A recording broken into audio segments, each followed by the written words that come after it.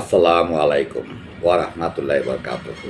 প্রিয় দর্শক, আজ ন্যাশনাল টি কোম্পানির কিছু চাঞ্চল্যকর অপরাধের বিবরণ তুলে ধরব। উপব্যবস্থাপনা পরিচালক সৈয়দ মাহমুদ হাসান, সাবেক মহাব্যবস্থাপক অর্থ হিসাব মোহাম্মদ কেরামত আলী এবং কোম্পানির সচিব মোল্লা গুলাম মোহাম্মদ পরস্পর যুগ সাজসে একটি সিন্ডিকেট তৈরি করে দুর্নীতি, লুটপাট ও নিয়ম ও স্বেচ্ছাচারিতার মাধ্যমে ন্যাশনাল টি কোম্পানিকে পুরোপুরি দেউলিয়া বানিয়ে দিয়েছিল। এমন কোনো দুর্নীতি বা অনিয়ম নেই যা এই সিন্ডিকেটের দ্বারা সংগঠিত হয়নি।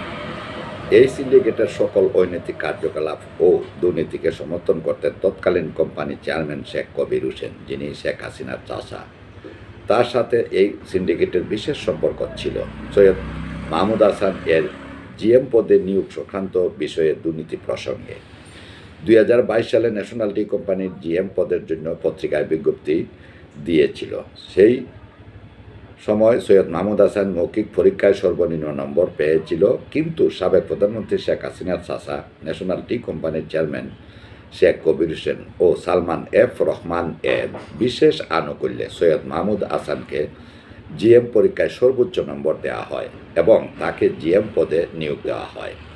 সৈয়দ মাহমুদ হাসান দাপ্তরিক নিয়ম ভঙ্গ করে জিএম পদ থেকে পদত্যাগ না করে সরাসরি জিএম পদে যোগদান করেন, যা একটি শৃঙ্খলা পরিপন্থী কার্যকলাপ। তাছাড়া পত্রিকায় জিএম পদের জন্য যে বেতন নির্ধারণ করা হয়েছে তার চেয়ে দ্বিগুণ বেতনে তিনি জিএম পদে যোগদান করেছেন। এটা একটা অপরাধ ও দুর্নীতি।